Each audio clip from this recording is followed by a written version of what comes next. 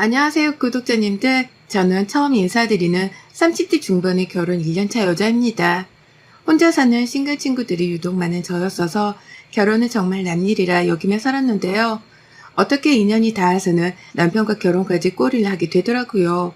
남편은 1살 연상의 자영업자이고 현재 동네에서 카페 2곳을 운영하고 있습니다. 말만 자영업자이고 사장이지 실상은 가게 장사가 힘들어 월급쟁이인 저랑 비슷한 수준의 수입을 벌어들이고 있고요. 그래도 부부가 같이 각자의 위치에서 일하면서 게으름 피우지 않고 잘 살아보려는 중입니다. 근데요, 최근 들어선 자꾸만 혼자 살았으면 어땠을까 싶은 후회가 들더라고요. 이제 막 결혼 1년 차인데 벌써 이런 생각을 한다는 게 결혼을 후회하는 것만 같아서 겉으로는 티도 내질 못한 채 살아가고 있던 저였습니다. 속마음을 훤히 다 드러내서라도 이 사연을 통해 묵힌 오라들을 좀 풀어보려고 해요. 속 시원했던 결말까지 한 방에 고속유찰 탄 듯 전달해 드리겠습니다. 저희 남편은 20대 때 캐나다로 워킹 홀리데이를 가서 커피 만드는 걸 처음 접했다고 했어요. 바리스타 자격증도 따고 커피에 진심이 되어 한국에 들어오자마자 학교만 졸업하곤 바로 커피 장사에 뛰어들었죠. 처음엔 남의 가게에서 커피 만들어주는 일을 하다가 점점 자기 스스로 커피 수입도 하고 별의별 곳을 다 하다가 30이 되기 전에 카페를 차렸습니다. 저랑 결혼하기 직전에 한 곳을 더 차려내 지금은 2곳을 운영 중이고요. 다들 아시다시피 여기저기 카페들이 넘쳐나는 바람에 남편의 가게가 그리 돈을 많이 벌어오지 못했어요. 그냥 입에 풀칠을 안 할 정도로만 단골 손님들 위주로 돈을 챙겨오는 구조였죠. 그런 남편의 사정을 잘 알던 저는 결혼하고 나서도 직장을 그만두기는커녕 혼자 직장을 꾸준히 다니면서 정기적으로 나오는 월급이라도 따박따박 챙겨왔습니다. 남편도 제가 그렇게 해주길 바라는 눈치여서 단 한 번도 직장을 그만두고 카페를 돕겠다 말 자체를 꺼내본 적이 없었네요. 그렇게 지금껏 1년을 잘 버텨온 채 부부 생활을 유지 중이었고요. 결혼하면 힘든 건 돕고 즐거운 일이 있으면 기쁨을 나누며 한마음 한뜻이 되어 살면 그만인 줄 알았습니다. 어릴 적부터 스스로 고생하고 부딪혀서 카페까지 차려낸 남편을 굳게 믿었어요. 열심히 살아왔던 만큼 앞으로도 가정에 열심히 충실하며 살 거라고 말이죠. 하지만 제가 연애하며 겪은 남편의 모습은 결혼 후 사뭇 다른 점을 보였어요. 결혼해보니까 남편의 입에서 욕이 나올 정도로 마마 보이더라고요. 그 무시무시하다는 마마보이 남편이 하필 내 남편으로 딱 걸린 것이었습니다. 주변의 시댁과의 갈등, 그리고 남편이 마마보이라는 비슷한 문제 때문에 저 결혼할 때 이혼을 해버린 친구가 하나 있어서 저의 긴장감을 극도로 날렸었어요. 그 친구의 말로는 마마보이인 남편이랑은 한시라도 더 살았다간 숨통이 끊어질 것 같아서 살기 위해 이혼을 했다고 하는데 나도 곧 그 친구처럼 숨통이 끊어지는 경험을 하려나 싶어 걱정이 태산 같더라고요. 겁을 먹고 갈등을 최소화하기 위해서 긴장을 하던 저와는 달리 남편은 참 속도 없이 살았습니다. 잘 버텨오던 부부생활 같아 보였지만 실상은 정말 지네 땅 바닥을 방불케 했죠. 시어머니께서는 저희 친정엄마랑 나이가 똑같으세요. 젊은 적에 학습지 교사를 하셨다고는 하나 오래전에 일을 그만두셨고 지금은 가끔 식당 알바를 나가시며 심심풀이로 일을 하고 계셨답니다.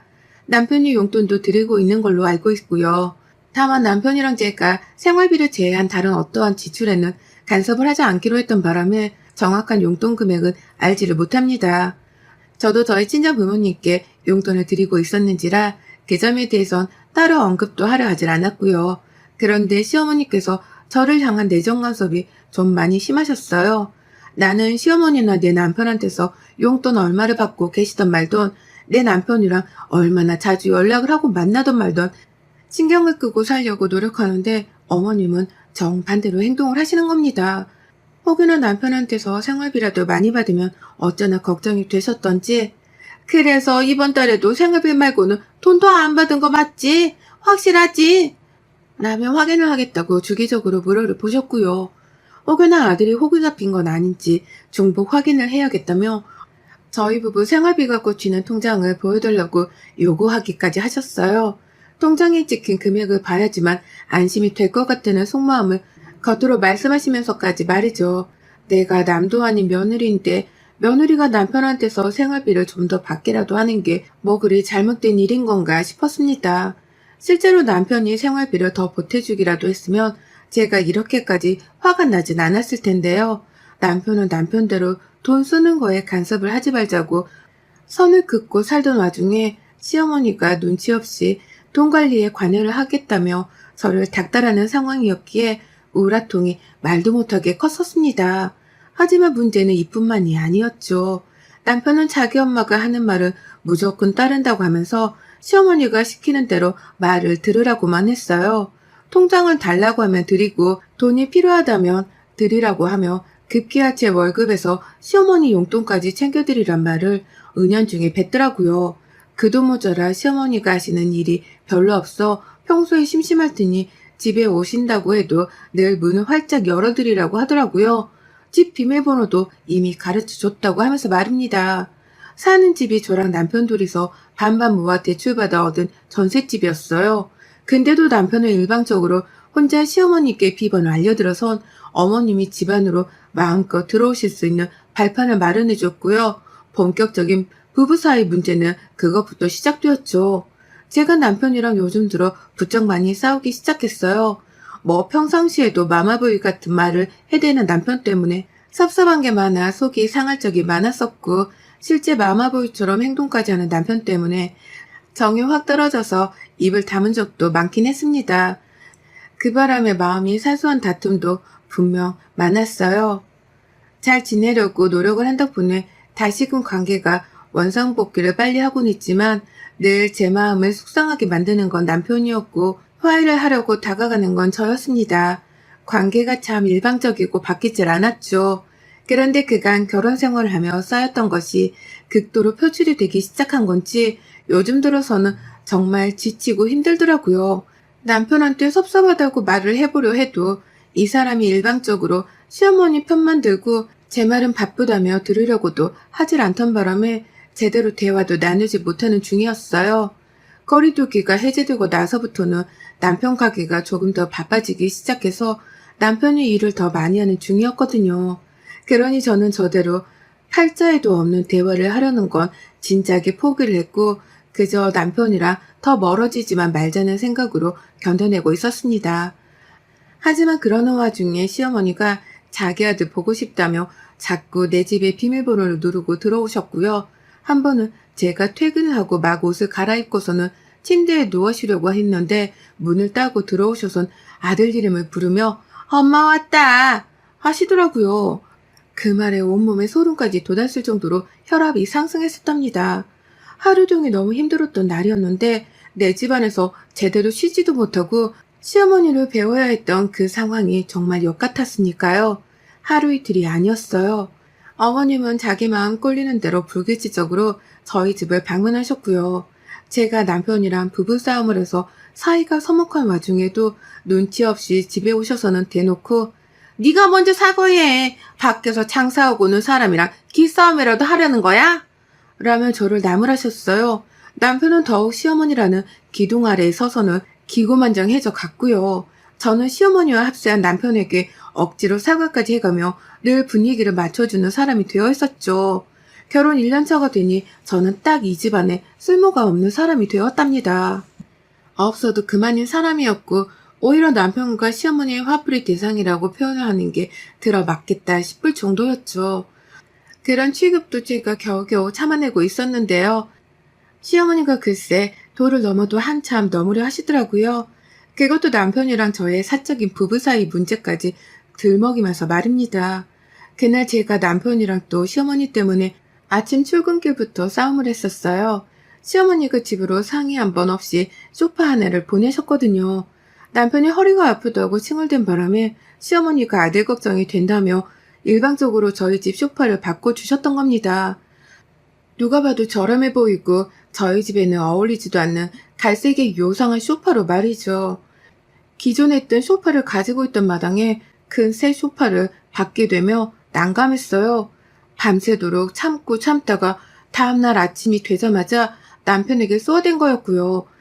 어떻게 이런 집안일 문제에 마음대로 개입을 하시냐고, 이 집에 사는 나는 보이지도 않는 거냐면서 남편한테 섭섭하단 문제와 더불어 너무 막무가내시라며 솔직하게 말을 했습니다. 하지만 남편은 역시나 자기 사랑이 대단한 엄마를 향해 비난을 하는 저부터 원망을 하더라고요. 상황을 따져보기는 개뿔, 앞뒤 사정 따져보지도 않고서 남편 앞에서 시어머니 앞담화를 하냐? 라며 저의 태도를 가지고서 싸움을 키웠죠. 도무지 대화라는 것이 불가능했습니다. 제가 A에 대해 힘들다고 말을 하면 남편은 꼭 B에 대해서 문제 제기를 하면서 싸움을 더 파국으로 키웠거든요. 한참 말싸움을 하다가 출근에 늦겠다 싶어서 부랴부랴 집을 나섰어요. 그리고 저녁에 집에 가기 싫다는 생각만 내내 하다가 억지로 집에 도착을 했답니다. 그런데 남편이 있더라고요. 요즘 한참 바빠서 퇴근도 늦게 하던 사람이 집에 있길래 놀랬는데 역시나 시어머니도 그 옆에 계시더라고요.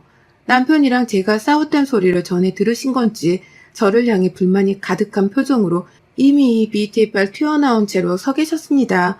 여전히 두 개인 우리 집 소파를 보면서 너 내가 사준 걸로 왜 안 바꿨니? 이 소파는 언제 버릴 건데? 라며 화까지 내셨죠. 이게 화낼 문제인가 싶더라고요. 오히려 나한테 미안하다고 상의도 없이 소파를 집에 들여서 잘못했다고 용서를 구해도 모자랄 판국에 자기가 사준 소파를 바로 사용하지 않고 있다며 불만 가득한 채로 팔짱을 끼고서는 저한테 쏘아대시는데 정말 맘 같아선 제 머리를 스스로 때리고 싶었을 정도였습니다. 그렇게 해서라도 이 말도 안 되는 상황을 억지로 벗어나고 싶었어요. 그러다 남편이 아유 짜증나 진짜 못 살겠네 라는 말을 하고서는 안방으로 들어가 버렸고요. 저는 저대로 시어머니랑 거실에 단둘이 남겨줬다가 뻘쭘했던 나머지 그냥 친정이라도 갈 참으로 다시 집을 나서려 했습니다. 진짜 저도 더는 등신짓을 그만하고 싶더라고요. 무례한 사람들 앞에서 잘못한 것도 없는데 비율을 맞춰주는 것도 한계가 있었으니까요. 그런데 그때 시어머니가 저를 붙잡으셨어요. 정말 다급하다는 듯이 집을 나서려는 저를 옷부터 끄집어 당기시길래 이제서야 어머님이 며느리한테 먼저 사과라는 걸 하시나 보다 싶었습니다. 드디어 스스로에게 잘못의 책임이 있으니 며느리한테 사과를 해야겠다는 결심을 하신 줄 알았어요. 그래서 저도 집을 나서려다가 못 이기는 척 저를 잡아당기는 어머님을 뒤돌아봤는데요. 그 순간 저는 제 도기를 의심하고야 말았습니다.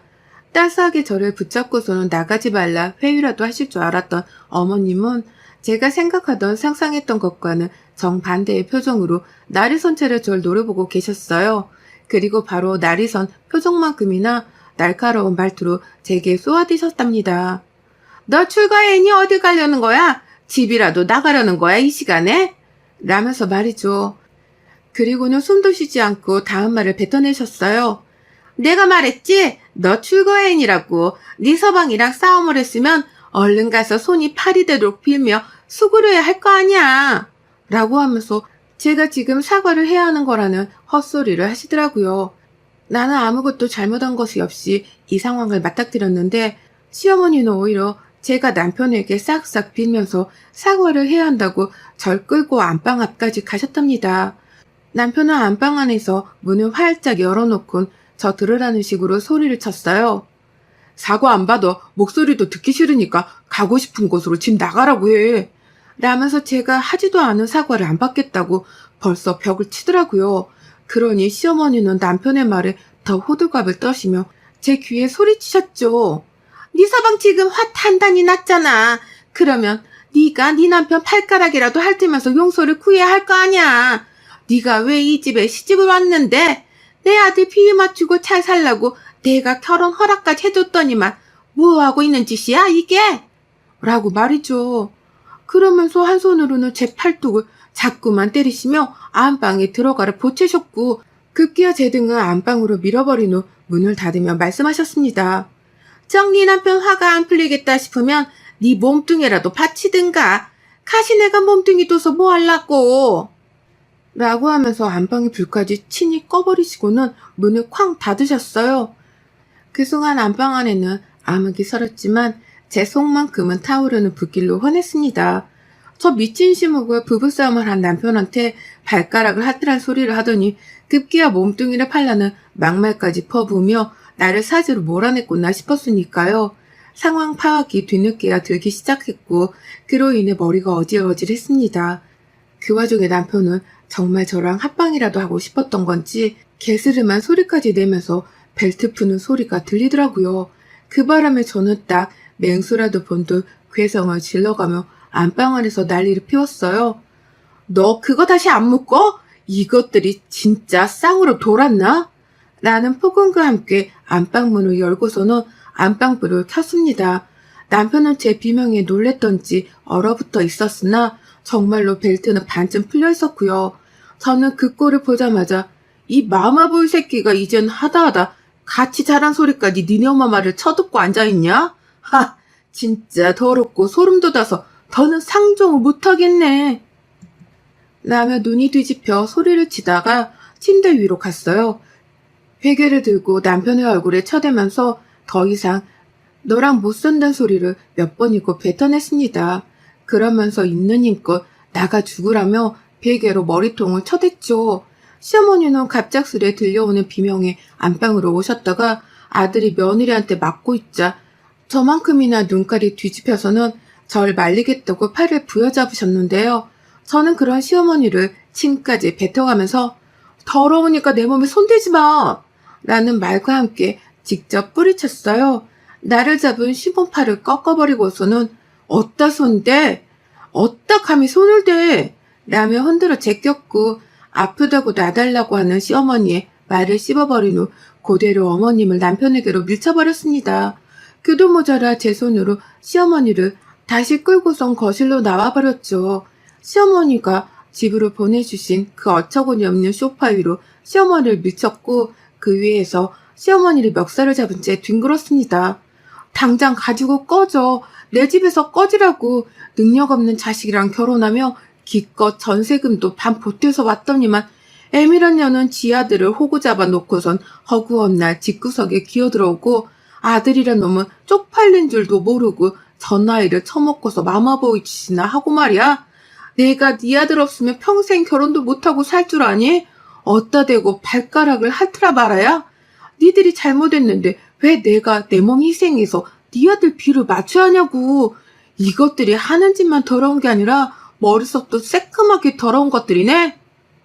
라고 하면서 소파를 아주 비비적거렸어요. 그러니 시어머니는 혼이 나가서는 남편한테 살려달라 빌기까지 하셨고요. 남편은 가뜩이나 마마보이는 와중에 시어머니 입에서 살려달라고까지 하니 눈이 뒤집혀 저를 떼어냈어요. 하지만 그런 남편을 훑어보며 나온 제 말에 남편은 기가 막히단 표정과 동시에 말도 안 된다는 표정으로 절 하염없이 바라봤죠. 제가 그랬거든요.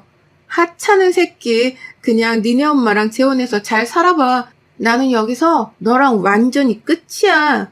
라고 말입니다. 그리고는 정말로 이혼을 하자는 말과 함께 옆에 서 있는 시모의 어깨빵까지 하는 대범함을 보이며 제 짐을 챙겼어요. 더 이상 내 시모도 아니니 잘 보일 이유가 없었기에 시모 앞에서 건방도 떨었고 집안에 있는 내 물건이라는 물건을 바리바리 챙기다 못해 용역까지 부른다고 24시 이사업체를 찾기 시작하니 그제서야 절 붙잡더라고요.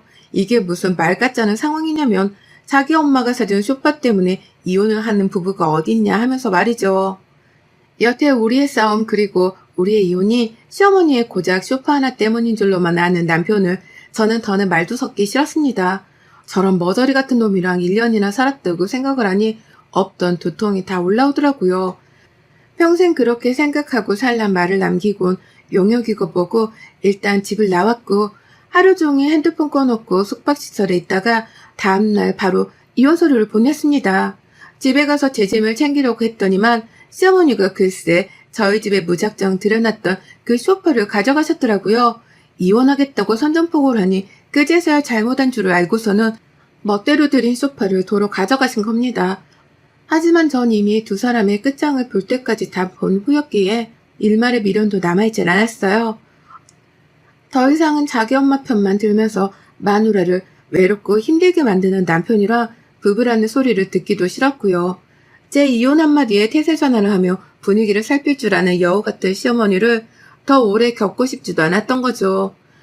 직장 다니면서 혼자서 살더라도 충분히 잘 살 수 있는 제가 결혼이라는 것 때문에 하루하루를 더 괴롭게 살기가 싫었습니다. 그래서 저는 그 집안에 있던 제 살림살이를 싹 다 챙겨서는 집을 나와버렸어요. 코로나 시국에는 지각이 힘들다며 저한테 기대고 산 것도 많은 놈이었는데 그 값을 다 되돌려받지 못하고 이혼하는 게 억울하긴 했지만 제 짐을 빼고 나니 텅 비어진 집을 보며 남편도 꽤나 똥줄이 타겠구나 싶더라고요. 그리고 제가 집을 완전히 나오게 된 그날 남편은 저녁 뒤늦게야 전화를 해왔어요. 제가 정말로 이혼을 하려고 할 거라곤 생각을 못한 건지 저녁 늦지막히 퇴근하고 집에 왔다가 텅 빈 집안을 보게 된 것이었죠. 전자레인지는 내 거였고 그릇 하나도 내 거였다며 짐을 다시 들고 오라고 반 협박을 하며 화를 내길래 여태 정신을 못 차렸구나 싶었습니다. 그래서 남편에게 최후의 통보를 했네요. 좋게 끝나려고 했는데 재산 분할이 정하고 싶은 것 같으니 내가 직접 소송을 걸어줄게. 법정에서 사이좋게 해결해 보자고. 라고 말이죠. 그 말에 남편은 또 혼자 그게 아니라며 난리 부르스를 떨다 저한테 전화를 끊겼고요. 내내 전화가 걸려오길래 핸드폰을 꺼놓고서 전 정말 소송도 걸어줬습니다.